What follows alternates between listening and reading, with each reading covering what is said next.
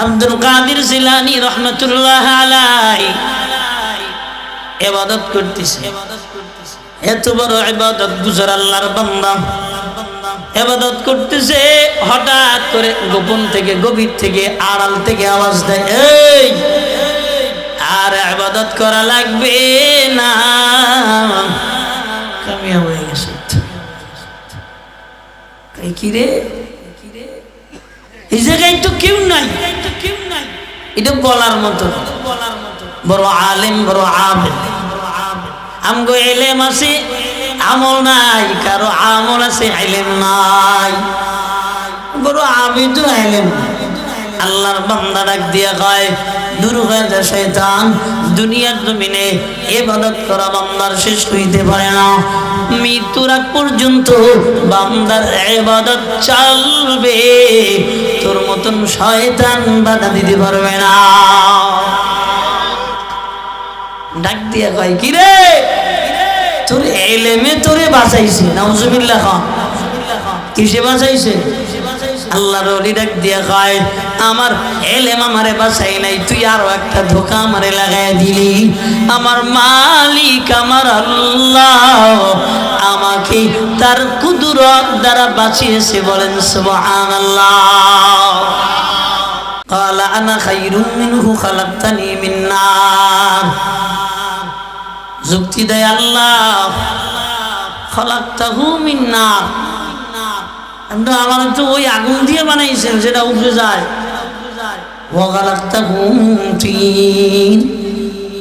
আপনি আদমকে বানাইছেন মাটি দ্বারা, মাটির গতি নিচে যায়। আল্লাহ কয়, এই দিনই তোরে বাধা দিল। হ্যাঁ, আমি উপরে যাই, হে নিচে যাই, আমি কেমন হ্যাঁ নিচে যাই? আল্লাহ বলে, যুক্তি চলে না, মুক্তি চল, মুক্তি পাইবা না। শয়তান দুনিয়ায় আপনার আমার ঈমান বিধ্বংস করার জন্য হাজারো পন্থা অবলম্বন করে। কখনো কখনো আপনি নামাজি, দিলের ভিতরে কয় তুই নামাজি, আর কেউ নামাজি না। এলাকায় কয়, আমি ছাড়া নামাজি কেডা? আমি তো বড় নামাজি। শয়তান কয়, আর কিছু লাগবে না, আমার মুরিদ হয়ে গেছে। দুনিয়ার জমিনে বড় আবেদ নাক দিয়ে কয়, তুই ক আমার সেইতে বড় আবেদ, অর্থাৎ ইবাদত বেশি করেন কেনা? কইছে তো শয়তানকে আমার মুরিদ হইতে আর লেট করে নাই। দুনিয়ার জমিনে শয়তান মুমিনের ঈমানকে ধ্বংস করার জন্য শাখা শাখা উপশিরা রঞ্জে রঞ্জে বাবা মুমিনের জন্য এমনি ভাবে ঘোরাফেরা করে, যে জায়গায় সম্ভব বাধা দেয়, যে জায়গায় সম্ভব বাধা দেয় না, যাকে সম্ভব বাধা দেয়, যাকে সম্ভব বাধা দেয় না। আব্দুল কাদের জিলানী রহমাতুল্লাহ আলাইহি ইবাদত করতেছে। এত বড় ইবাদত গুজার আল্লাহর বান্দা ইবাদত করতেছে, হঠাৎ করে গোপন থেকে, গভীর থেকে, আড়াল থেকে আওয়াজ দেয়, এই আর ইবাদত করা লাগবে না, কামিয়া হয়ে গেছে। কি রে, এই জায়গায় তো কেউ নাই, এটা বলার মতো।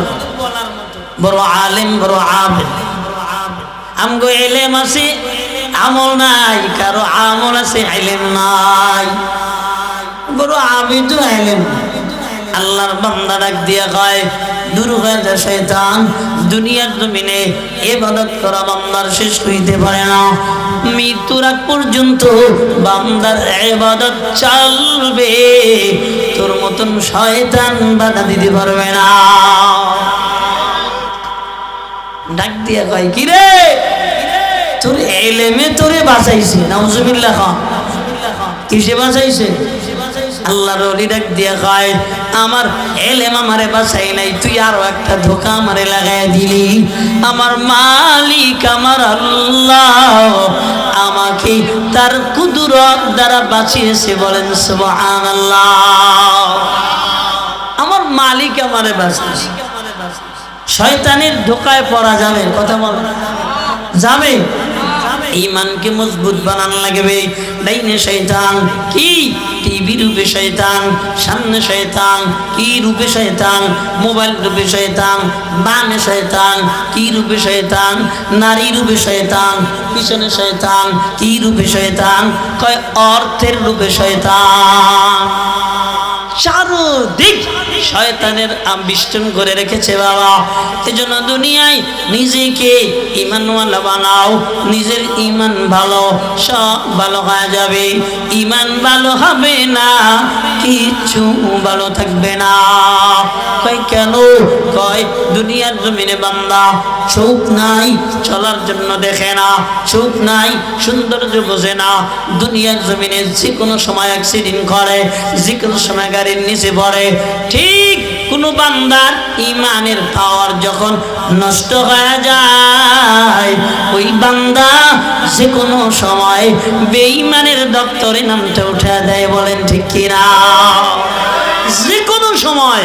এই জন্য আল্লাহ বলেন দুনিয়ায় আমি আল্লাহ কুষ্টি পাথর দিলাম, ঈমান নামক কুষ্টি পাথর। আল্লাহ বলেন এই ঈমান নামক কুষ্টি পাথর খারাপ, তার মানে হলো খাঁটি মুমিন কারা। সময় কম, বয়ান অনেক লম্বা, মুখস্থ করবেন, আমলের নিয়ত করবেন। আল্লাহ বলেন ইন্নামাল মুমিনুন, দুনিয়ার জমিনে খাঁটি মুমিন কারা? দেখেন খাঁটি মুমিন। আপনাকে আর কিছু লাগবে না, আপনি বয়ানটা শুনেন, বালিশে মাথাটা লাগায়া প্রত্যেকটা বয়ান বাই বয়ান আপনি হিসাব মিলাবেন, আপনি বুঝবেন আপনি খাঁটি মুমিন না ভণ্ড মুমিন, আপনি খাঁটি মুমিন না মুনাফিক মার্কা মুমিন। এটা আপনি বুঝবেন, আমি গালি দিব না। আল্লাহ বলেন ইন্নামাল মুমিনুন, দুনিয়ার জমিনে মুমিন তো তারা আল্লাযীনা ইযা যুকিরাল্লাহ ওয়াজিলাত কুলুবুহুম। এক নম্বরে খেয়াল করেন, পয়েন্ট নাম্বার 1, আল্লাহ বলেন যাদের সম্মুখ পানে আল্লাহর স্মরণ করা হয়, স্মরণ করার পর তাদের দিলের ভিতরে ভূমিকম্প শুরু হয়ে যায়, জালজালা শুরু হয়ে যায়, ভয় সামনে ডাকাই, কলিজাটার ভিতরে দফর দফর করে, সামনে রাত বাহিনী, সামনে আর্মি বাহিনী, একটু পানি পাইলে ফাঁক পেলে খেয়া ফেলাইতাম। এত ভয় অন্তরের ভিতরে, তুফান শুরু হয়ে গেছে। মদ খায় না আর্মির সামনে, গাঁজা খায় না রবের সামনে। কেন? দিলের ভিতরে ভয়।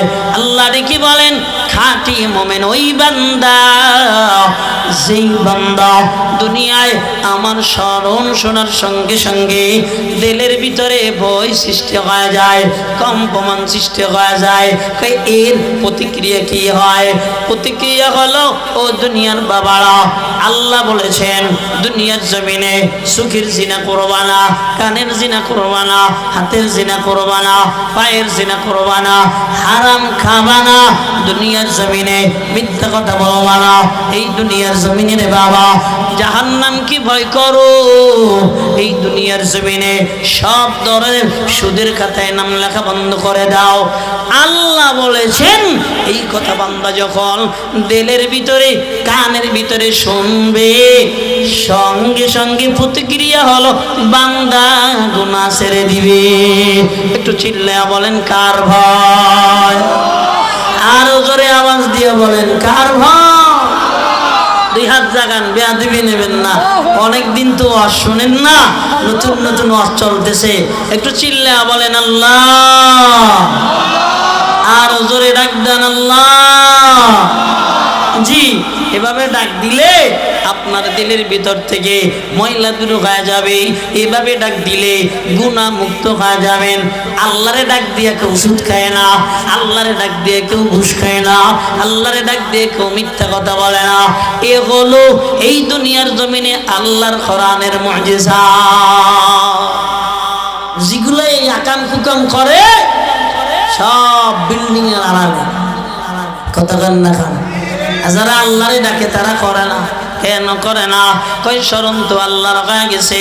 কি রে, একজন একজনে কয় ঘুষ খাইবানি, হাত বাড়াইছি, হঠাৎ করে ডাক দিয়া আল্লাহ কয় এই ঘুষের টাকায় নাম লেখাইতেছো, হারাম খাইবা। আল্লাহ কইছে দিলের ভিতরে স্মরণ হয়ে গেছে, সঙ্গে সঙ্গে হারাম থেকে বেঁচে গিয়েছে। সুদের খাতায় নাম লেখাই, টাকায় টাকা, টাকায় টাকা। কি করবো? 1 লক্ষ টাকা এবার 1 বছরে কিসে লাগাইলাম? কর্ডে লাগাইলাম। আপনাদের এলাকায় কর্ড আসেনি? হ্যাঁ, কর্ডে লাগাইছি, শুধু লাগাই নাই। কোথায় কর্ডে লাগাইলেন? জমিন কোন জায়গায়? ভাই এখন আর জমিন লাগে না, হারাম। চিল্লা এখন কি? আল্লাহ বলেন ইয়ামহাকুল্লাহুর রিবা ওয়া ইউরবিস সাদাকাত। দুনিয়ার জমিনে যারা সুদের খাতায় নাম লেখাইবে আল্লাহ কয় হ্যাঁ করে আমি ধ্বংস করে দিব। নাউজুবিল্লাহ। এটা আমরা বুঝি না, খালি দিই টাকার উপরে টাকা। দেখবেন যেগুলো সুদের খাতায় নাম লেখায় এগুলা বুড়া বয়সে একবারে বলদ হয়ে যায়। কথা কি হয়ে যায়? বলদ, বলদ জেনে যায়, বোম দিয়ে বসে যায়। কথা বলেন নাই? আল্লাহ এমন গুনাহ থেকে আমাদের হেফাজত করেন। চিল্লা এখন আমিন। বাবাজি আল্লাহর বান্দারা, আল্লাহ এবার ডেকে বলেন ওয়াল্লাযীনা ইযা ফাআলু ফাহিশা আও যালামু আনফুসাহুম যাকারুল্লাহ ফাস্তাগফিরু লিযুনুবিহিম ওয়া মান ইয়াগফিরুদ যুনুবা ইল্লাল্লাহ। দুনিয়ার বান্দারা, এই দুনিয়ায় যারা আল্লাহকে ভয় পায় একটু দেখে নেওয়া। ইদা ফালু ফাহিশা, গুনার কাজ কইরেই ফেলাইছে, এবার আল্লাহ স্মরণ চইলা আসে, ডাক দিয়ে কয় আল্লাহ এমন গোপনের গুনাহ করলাম দুনিয়ায় কেউ দেখে নাই রে মালিক। ও মালিক, তুমি যদি গুনাহটা কিয়ামতের ময়দানে দেখা দেও,